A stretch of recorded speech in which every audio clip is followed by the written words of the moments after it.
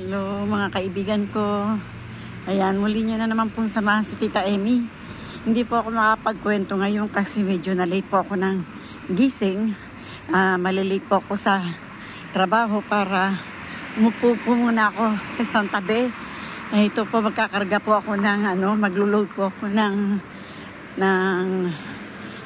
yung sa bus card para pag-akyat po natin sa bus may load na. Pero although na ang pamasahe po dito ay libre, pero kailangan monthly ilo-load mo rin po siya. Parang ang gobyerno po ang maglalaman, hindi po ikaw ang magkakarga ng yung pamasahe, kasi libre nga po dito. So tabo muna tayo dito sa makina para magkarga po tayo ng ating bus card. Ayan, titingnan po natin.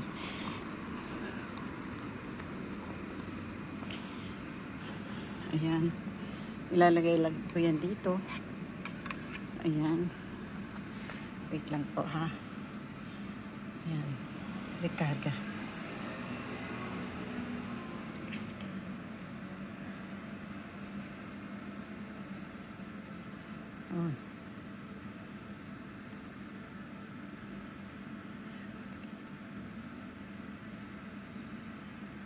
Ayan, confirmar.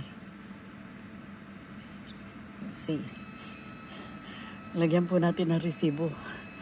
Para kahit po libre, meron po tayo resibo. Pagka hindi po kumarga, meron po tayo may papakita sa bus driver. Isang buwan naman na po ito.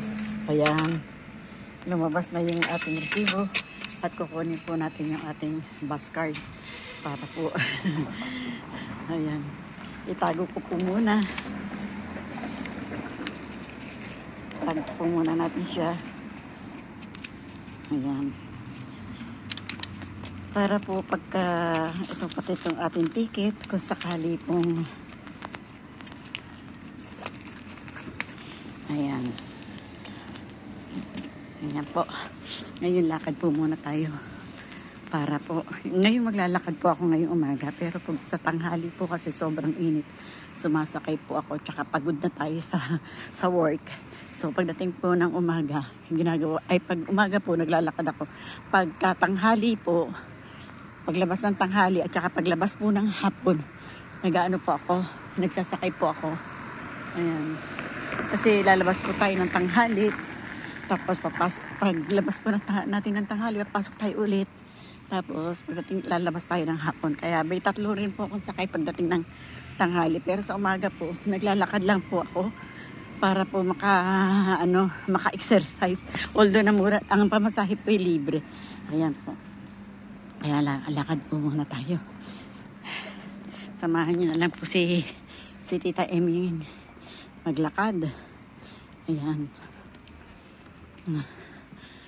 Hingal din po naman si Tita Emmy kasi po ang kalsada dito up and down. Pababa, pataas, pababa, pataas. Ayan. Kaya nga nangyari, medyo hinihingal po si Tita Emmy sa paglalakad. Tawid po tayo din eh. Medyo malayo-layo din po yung ating trabaho. Pero sige lang po. Ang importante, meron po tayong trabaho. Ayan.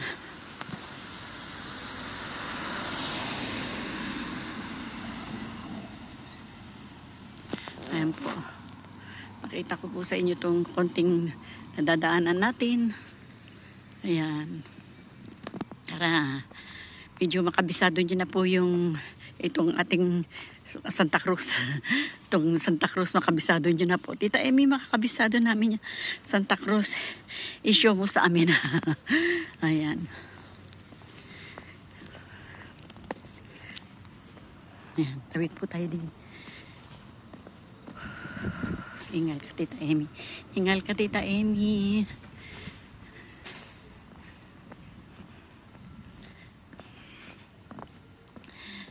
Minsan po pagka hindi po masyadong nagsasalita pa, lalo na po pagka naglalakad ako gawa ng mahingal. Nahihingal po si Tita Emmy, kaya mas gusto ko po yung magsasalita ako o magkwento ako sa inyo na nakaupo. Ayoko po nang naglalakad. Kasi alam niyo na may edad na si Tita Emmy, kaya mas prepare ko po yung nakaupo habang nagkukwento ako sa inyo. Ayan.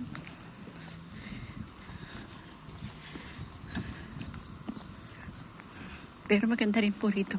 Maganda po itong lugar ng Santa Cruz kasi ito pong Santa Cruz ang tinuturing nila na tourist spot na ang lugar ng Spain. Isa po ito sa tourist spot sa Spain.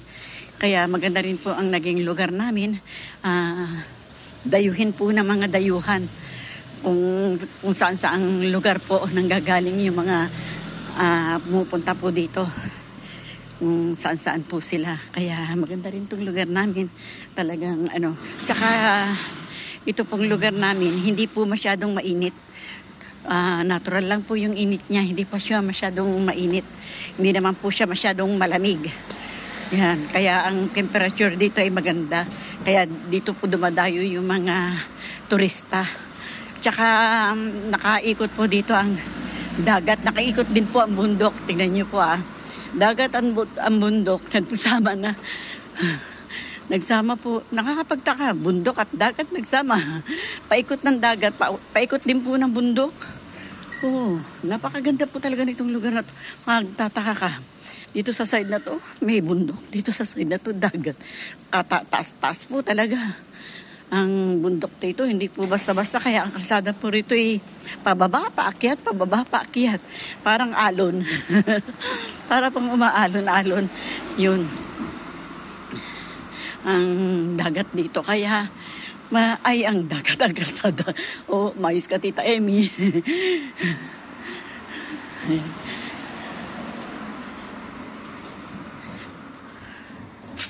Picture po tayo.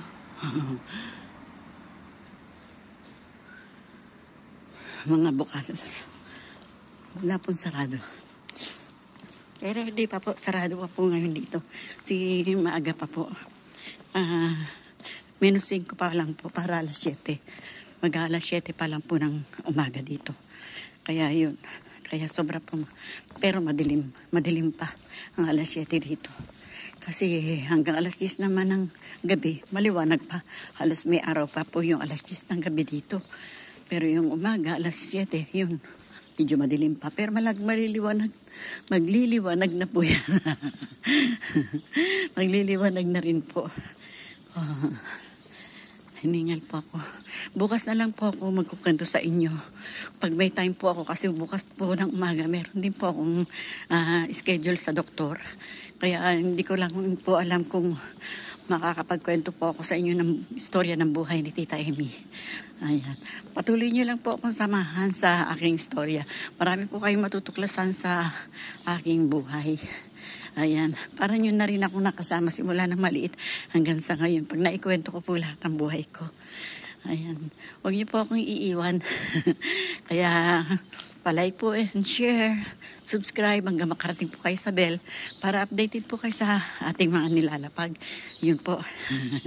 Kaya buong puso po ako nagpapasalamat sa inyo. Shoutout po sa aking mga subscribers. Shoutout po sa aking mga manonood.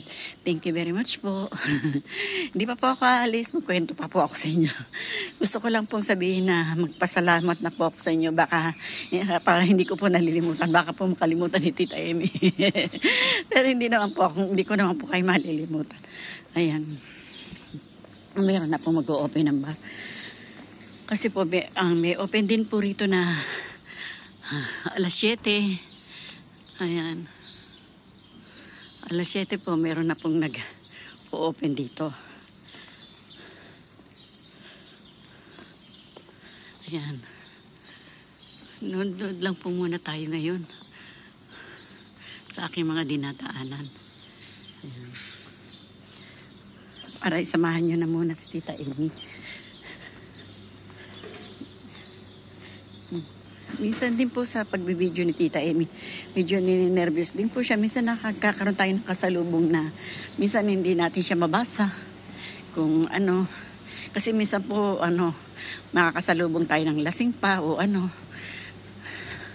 lalo na po pag araw ng Sabado, pag pumasok ka po ng Sabado ng umaga.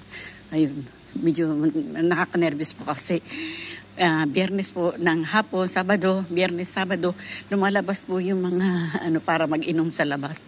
Inaabot po sila ng umaga. tahimik tong lugar, pero minsan din po meron din pong katulad din sa atin, minsan hindi naasahan, may nangyayari din pong hindi maganda. Yan po, nangangamoy po tinapay, may nagluluto ng tinapay.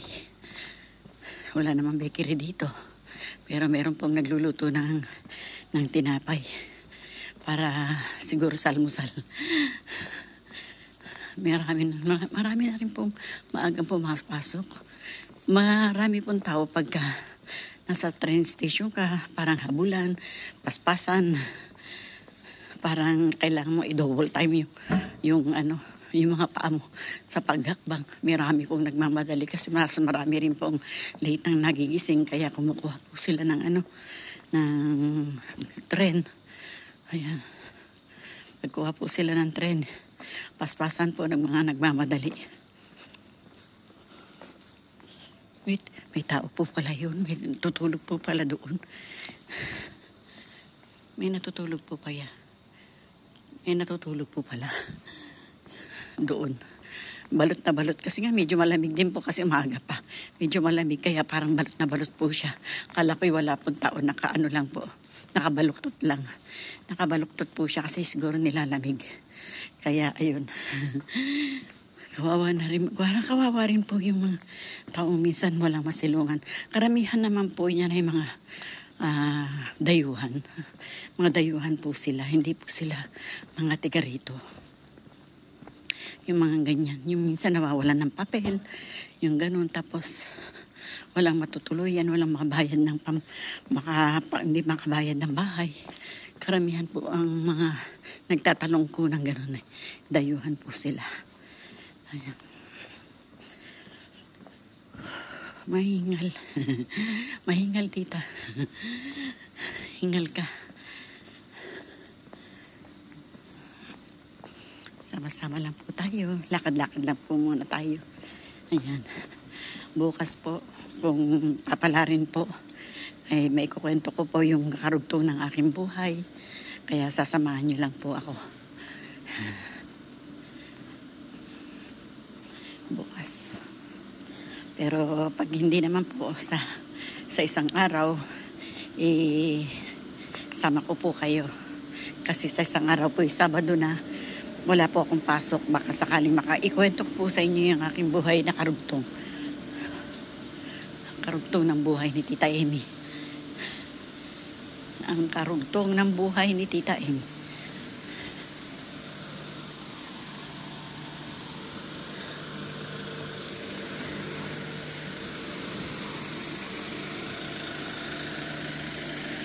Lapit na po tayong makarating sa plaza na malaki na sinatawag po nilang Plasang Malaki. Malapit na tayong makarating doon. Maganda rin po doon sa Plasang Malaki. Pagtatanaw ko po sa inyo. Plaza Grande po. Sa Plaza Grande, makakarating na po tayo. Malapit na po. Tawag po nila ay Plaza Grande. Plasang Malaki. Malaking plaza. Ikot-ikot po natin yung ating cellphone para yung maabot po makita ninyo. Pero hindi po tayo mauupo ngayon sa araw na to gawa ng baka mali po si Tita Amy. Ayan na po ang Plaza Grande, Plasang Malaki. Ginagawa po ngayon itong plaza, gawa ng magtatayo po sila ng mga stall sa tindahan. Meron po silang ilalabas na parang concert. Magkakaroon po ng concert dito. Kaya yun, parang naglagay sila ng mga tent ng mga tindahan na maliliit. Dito po ino-organize po yun, yung mga tent na maliliit para hindi po yung bahala ka na kung saan mo ilalagay yung tent mo. Hindi po. Dito po yung naka-uniform ang tent. Kung anong panindang ilalagay mo, i-uniform po nila yan. Ayusin po nila yan para ang mga tao nasa ayos po para hindi po sila nagkakalat. Ganun po ang ginagawa ng mga rito. Yun po. Siguro po sa Sabado po yata gaganapin ang concert. Ayan. Sa Sabado po siguro ay may Ferris wheel doon. Pero po hindi po yan. Yan po parang lang. Gagawa po sila ng ng tent dito. Ay, gumawa po sila ng tent para ang tinda o yung magtitinda ay nakapwesto po sila na maayos. Hindi po yung pakalat-kalat. Ayan po. Ayan. Tapos doon po din pa sa tawid. Sa tawid din po, meron din po. Ayan. Ayan po. Uniform na tent. Tent nila. Bawat tsaka na lang lalagyan ng harang-harang yung mga gitna. Ayan po yung tent niya, mga tindahan. Meron pa rin po doon sa may kabila. Ayan. Meron din po doon sa may kabilang inilagay na tent. Ay, may bakod na. Binakuran na po yung para kasi hindi po pwede na parang dagsa-dagsa lang ganun. Hindi po nila yun ina-allowed. Talagang maayos po ang paglalagay nila rito ng mga bagay na ganyan. Hindi po pwede yung ikaw ang masusunod kung saan mo gustong ilagay siya. Hindi po. Ayan. Tinawid ko na po kayo rito. May bakod po, ayan. Hindi po masyadong halata kasi babuher na lang po siya. Ayan. Ayan po, yung mga tent ng magiging tindahan po rito kasi magkakaroon po sila ng concert. Ayan. Ayan po ang lalagay nila dyan. Plus yung, ayan. Ayan po. Yung bakod na yan, hindi pa po na ilalagyan. Lalagyan din po yung bakod na yan. May bakod po doon eh. Mayroong parang ganito po. May ganito po siya. Ayan. Yan, may ganito rin po yun. Hindi lang po makita dahil sa pag malayo po yung meron din po doon sa may kabila doon. I-zoom ko po kayo. Ayun, may tent din po doon. Ayun, no. Ayan, may tent din po dyan. Sa likod niyang may tent din po doon. Magawa rin po sila. Ayan. Bueno mga kaibigan ko, nandito na po ako sa may plasang malaki. Maraming pong salamat sa inyo. Thank you very much po. Bye-bye po. Sana subaybayan nyo ang buhay o istorya ng buhay ni Tita Amy. Pa-like and share po sa akin po mga subscriber, sa akin po mga manonood. Thank you very much po. Sa mga hindi pa po nakasubscribe, subscribe na po kayo hanggang sa makarating po kayo sa bell para updated po kayo sa ating mga inilalapag. Thank you very much po. I love you. Bye-bye.